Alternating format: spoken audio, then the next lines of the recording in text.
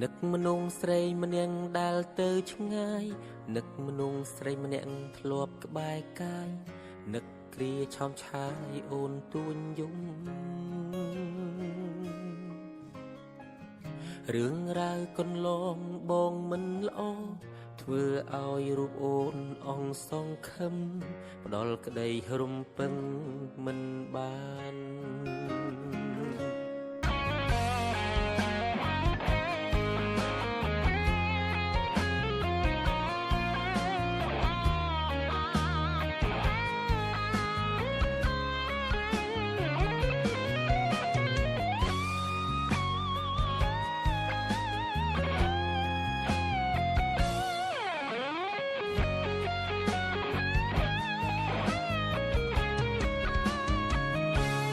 ខ្លាំងចេញទៅទាំងមិនបានលីពុំងីបងសុំទោស